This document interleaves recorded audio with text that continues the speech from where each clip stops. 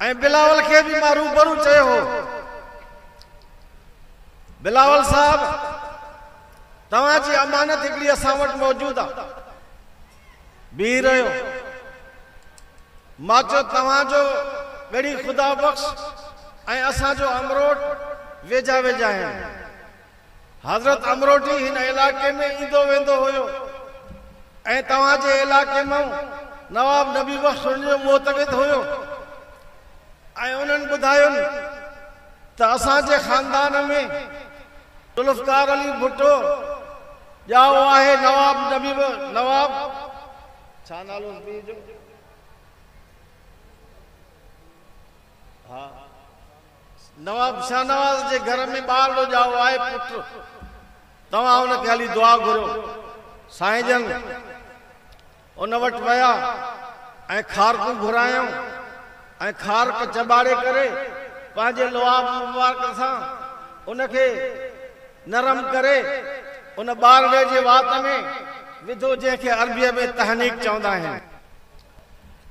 पोइ मां चयो मुमताज़ भुट्टे साहब कारी शेर अफ़ज़ल साहब जे अॻितो इहो इक़रार कयो त ज़ुल्फ़कार अली भुट्टो साहब जहिड़ो माण्हू आज़ाद ख़्याल ऐं लड़न उनखे इहो ईमानी जज़्बो कीअं पैदा थियो।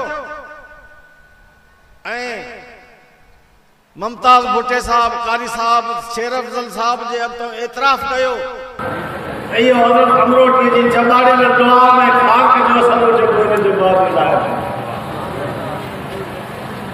ऐं उन जेल जो सुप्रीडेंट इंचार्ज कर्नल रफ़ी फौजी हो, उन पंहिंजे किताब में लिखियो त ज़ुल्फ़कार अली भुट्टो काल कोठड़ीअ में वेही करे चवंदो हो त मां अॼु जेको हिन जॻह ते वेठो आहियां त इहो मां इन जे करे वेठो आहियां जेॾी महिल मां इन्हनि खे काफ़र करार ॾियण वारी करारदाद खे मंज़ूर कराए मां उन ते दस्तख़त पियो कयां त मां पंहिंजे सम्झां पियो त पंहिंजे मौत जे परवाने ते दस्तख़त कयां। मगर मां बिलावल खे चयो कर्नल रफ़ी इहा ॻाल्हि लिखी आहे त इन हिकिड़े लफ़्ज़ खां बाद में ज़ुल्फ़कार अली भुट्टे चयो त मां गुनाहगार माण्हू आहियां, मगर अल्लाह तबारक व तआला में मूंखे यकीन आहे त मुंहिंजी इहा इबादत अल्लाह जे दरबार में क़बूल पवंदी ऐं अल्लाह ताला मूंखे माफ़ करे छॾींदो। इहा तुंहिंजी अमानत हुई जेका तोखे मां ॿुधाई। वरी एॾी वॾी ख़तरनाक साज़िश हिन दौर जे अंदरि कई वई। जस्टिस काज़ी फ़ाइज़ ईसा खे अलाए कहिड़ियूं क़िस्म जूं तंबियात ऐं पैसनि जूं ऑफरियूं अलाए छा छा कयो वियो।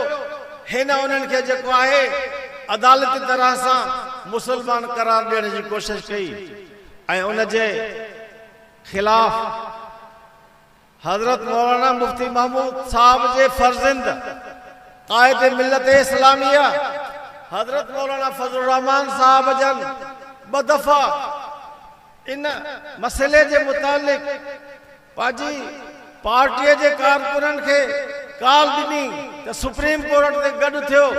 हिकिड़े दफ़े फ़ख्र जमियत हैदरी साहब जी क़यादत में लख माण्हू सुप्रीम कोर्ट ते पहुता ऐं पोइ बि हुनखे ॻाल्हि सम्झ में कोन पई अचे।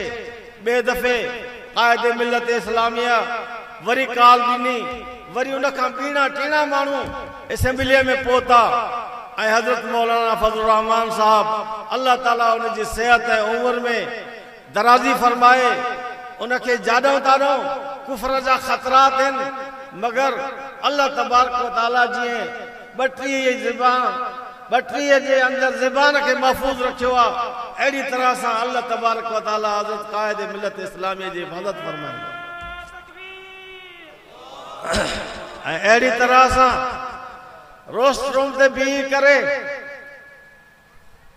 कंहिं नेब जे केस में न, कंहिं करप्शन जे केस में न, कंहिं क़त्ल जे केस में न, कंहिं ॿिए इख़लाक़ी जुर्म जे केस में न, बल्कि ख़त्म नबूअत जे मुक़दमे खे लड़ण जे लाइ रोस्टरूम ते बीही करे जेको आहे मुक़दमो लड़ियो पहिरियों हुनखे आईनी तरह सां गैर मुस्लिम अक़लियत करार ॾियारियो। हज़रत मुफ्ती महमूद सां गॾु जमियत उलमा इस्लाम जे 7 एमएनएस ऐं हिन महिल अदालती तरह सां इन फ़िरक़े खे इन दजाली फितने खे कायदे मिलत इस्लामिया जे ज़रिए अल्लाह तबारक व तआला हमेशा हमेशा जे लाइ दुनिया में दफन करे छॾे। नारे तकबीर। जमियत उलमा इस्लाम, जमियत उलमा इस्लाम, कायद जमियत हज़रत मौलाना फजलुर रहमान, ताजदार खत्म नबुव्वत, ताजदार खत्म नबुव्वत।